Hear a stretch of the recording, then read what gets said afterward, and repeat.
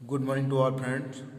आज चर्चा करते हैं डीएलएड बीटीसी चतुर्थ सेमेस्टर परीक्षा 2017 के आरंभिक स्तर पर भाषा एवं गणित के पठन लेखन तथा संख्यापूर्ण संबोधन क्षमताओं का विकास। आइए इसका सलूशन तैयार करते हैं। वस्तुनिष्ठ प्रश्न देखते हैं। क्वेश्चन नंबर 1 देखते हैं। पहला प्रश्न है, वास्तव में लिखित सामग्री को पढ़ते हुए अर्थ प्रकट करने की प्रक्रिया को पठन या वाचन कहते हैं। यह कथन है डॉक्टर रघुनाथ सफाया, श्री रमन बिहारी लाल, डॉक्टर उमा मंगल, लुइस।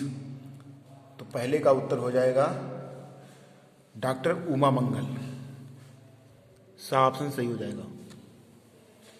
दूसरा प्रश्न है,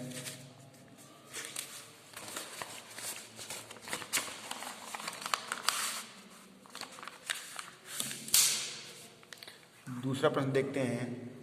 लेखन के उद्देश्य हैं पाठ्य विषय के अनुकूल उचित भाषा शैली का प्रयोग, शारीरिक क्षमताओं तथा मानसिक क्रियाओं का विकास, छात्रों में सुंदर लेख लिखने एवं भाव को तार्किक रूप में लिखने में रुचि उत्पन्न करना। उपर्युक्त सभी। तो इसमें द ऑप्शन सही हो जाएगा, उपर्युक्त सभी। तीसरा प्रश्न देखते हैं।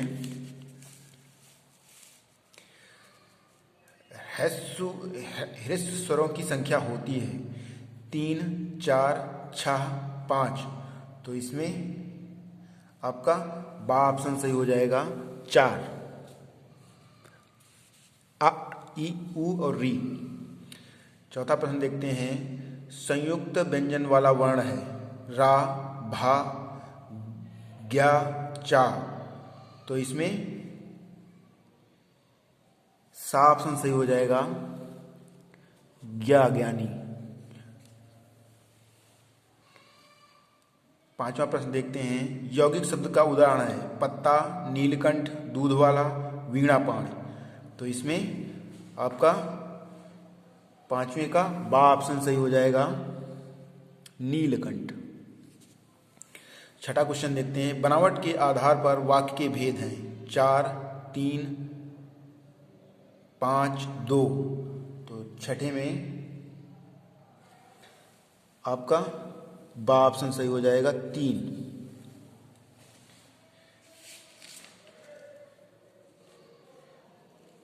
पहला कर्तवाच्य, दूसरा कर्मवाच्य, तीसरा भाववाच्य। सातवां प्रश्न देखते हैं। हिंदी ध्वनियों का वर्गीकरण किया जाता है जिह्वा के आधार पर, ह्रस्व दीर्घ के आधार पर, जिह्वा तथा ह्रस्व दीर्घ दोनों के आधार पर। उपयुक्त में से कोई नहीं। तो इसमें सा ऑप्शन सही हो जाएगा, जिह्वा तथा ह्रस्व दीर्घ दोनों के आधार पर। नेक्स्ट क्वेश्चन देखते हैं। कृत्रिम शब्द का विलोम है स्वाभाविक, प्राकृतिक, ईश्वरीय। उपयुक्त में से कोई नहीं। तो इसमें बा ऑप्शन सही हो जाएगा, प्राकृतिक। विलोम शब्द पूछ रहा है। नवा क्वेश्चन है। मोर शब्द का समानार्थी है चित्रांग, सिखी, माधुरी, विविधा। तो इसमें बा ऑप्शन सही हो जाएगा, सिखी। 10वां क्वेश्चन है। गणित की मूल संक्रियाएं हैं जोड़ घटाना, भाग गुणा, जोड़ घटाना गुणा भाग। उपयुक्त में से कोई नहीं। तो इसमें सा ऑप्शन सही हो जाएगा, जोड़ घटाना गुणा भाग। 11वां क्वेश्चन है। 847 में दहाई वाला अंक है 8, 4, 7। उपयुक्त में से कोई नहीं। तो इसमें दहाई वाला अंक बा उत्तर हो जाएगा, 4। 12वां क्वेश्चन है। गणित की मूल संक्रियाएं हैं 6, 4, 5, 8। तो गणित की मूल संक्रियाएं आपकी बा ऑप्शन सही हो जाएगा, 4। 13वां प्रश्न है। सबसे छोटी समअभाज्य संख्या है 1, 3, 2, 5। तो 13वें में आपका सा ऑप्शन सही हो जाएगा, 2।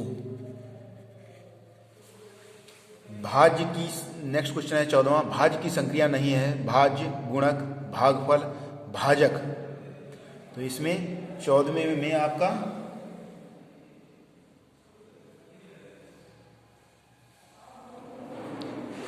गुणक बा ऑप्शन सही हो जाएगा।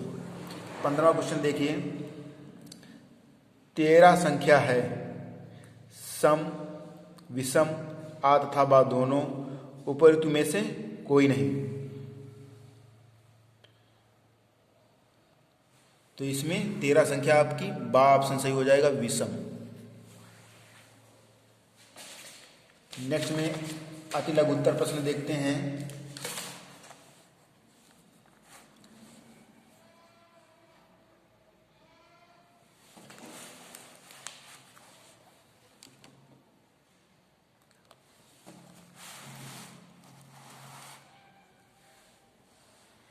पहला प्रश्न है, देखो और कहो, देखो और कहो विधि, देखो और कहो विधि से आप क्या समझते हैं। 16 प्रश्न है अति लघु उत्तरी का। पहला प्रश्न है, तो देखो और कहो विधि में अक्षरों के बोध के स्थान पर शब्द बोध कराया जाता है। चित्र देखकर बालक को स्वयं ही उस शब्द का ध्यान आ जाता है। बालक उसको देखकर समझकर बोलता है। जो चित्र बालक के परिचय की परिधि में हो उन्हीं वस्तुओं के चित्र तैयार किए जाते हैं। प्रायः चित्र के नीचे वस्तु का नाम लिखा जाता है। चित्र से शब्द, शब्द से वर्ण, चित्र से शब्द और शब्द से वर्ण को सिखाया जाता है। दूसरा 17वां प्रश्न है, उच्चारण संबंधी पठन दोषों के कारण लिखिए। तो इसमें उच्चारण संबंधी पठन दोषों के 2 कारण लिखना है। पहला शारीरिक दोष, दूसरा भौगोलिक कारण।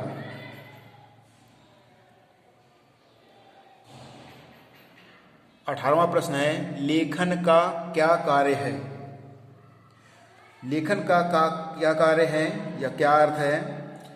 जब हम अपने विचारों या भावों को लिखकर अभिव्यक्त करते हैं उसे लेखन कहते हैं। 19वां क्वेश्चन है, प्रतिलिपि लेखन से क्या आशय है। प्रतिलिपि लेखन से क्या आशय है। प्रतिलिपि लेखन में सुलेख के लिए प्रतिलिपि का भी सहारा लिया जा सकता है। किसी छपी पुस्तक के गद्यांश या पद्यांश को देखकर हूबहू नकल करने का प्रयास किया जाता है। प्रतिलिपि की सामग्री बच्चे के मानसिक स्तर व रुचि के अनुकूल हो।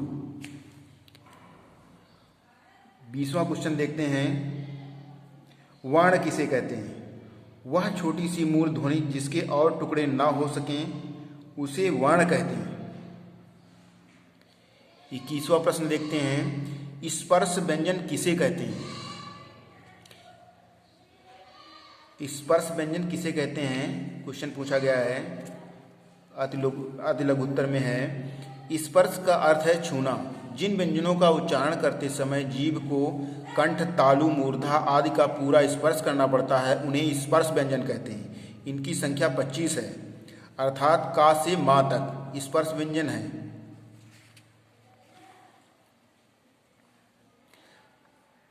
22 नंबर क्वेश्चन है, सरल वाक्य किसे कहते हैं। सरल वाक्य किसे कहते हैं। सरल वाक्य को साधारण वाक्य भी कहते हैं। जिन वाक्यों में एक मुख्य क्रिया हो उन्हें सरल वाक्य कहा जाता है। जैसे वह घर जा रहा है, मीना गाना गाती है, पवन स्कूल जाएगा आदि। अगला क्वेश्चन है, कहानी शिक्षण की 2 विशेषताएं लिखिए।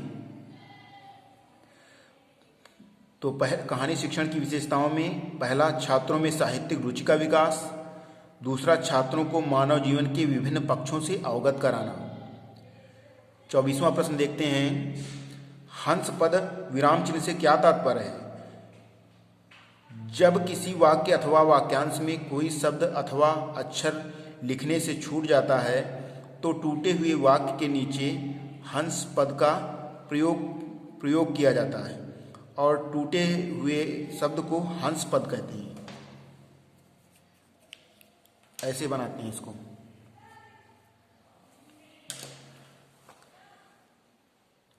25वां प्रश्न है बानी मानी सानी तुकान शब्द का अर्थ लिखिए। बानी का अर्थ है वाणी, मानी का अर्थ है अहंकारी, सानी का अर्थ है गर्वित। 26 नंबर क्वेश्चन है प्राकृत संख्या किसे कहते हैं? एक से प्रारंभ होकर अनंत तक चलने वाली हर संख्या प्राकृत है, जैसे 1 2 3 4 इत्यादि। 27वां क्वेश्चन है सबसे छोटी विषम अभाज्य संख्या कौन सी है? इसका उत्तर होगा 1। 28वां प्रश्न है इकाई किसे कहते हैं? समान वस्तुओं के समूह में से एक वस्तु या एक वस्तु उन वस्तुओं के समूहों की इकाई कहलाती है। 29वां प्रश्न है 48 अमरूद चार बच्चों में बराबर बराबर बांटे गए, प्रत्येक बच्चे को कितने अमरूद मिले? इसमें 48 अमरूद हैं और बच्चे हैं 4, तो 48 को 4 से भाग कर देंगे, उत्तर आएगा 12, अर्थात प्रत्येक बच्चे को 12 अमरूद मिलेंगे। 30वां क्वेश्चन है विस्मयादि बोधक चिन्ह का प्रयोग कब किया जाता है? विस्मयादि बोधक चिन्ह का प्रयोग कब किया जाता है? इसका प्रयोग हर्ष, विवाद, विस्मय, घृणा, आश्चर्य, करुणा, भय आदि का बोध कराने के लिए इस चिन्ह का प्रयोग किया जाता है। जैसे वाह आप यहाँ कैसे पधारे, हाय विस्मय बोधक चिन्ह लगाएंगे, बेचारा व्यर्थ में मारा गया। इस प्रकार से वीडियो देखने के लिए धन्यवाद। हमारा चैनल सब्सक्राइब कर लें। ये पेपर आरंभिक स्तर पर भाषा एवं गणित की क्षमताओं का विकास का था। वीडियो देखने के लिए धन्यवाद।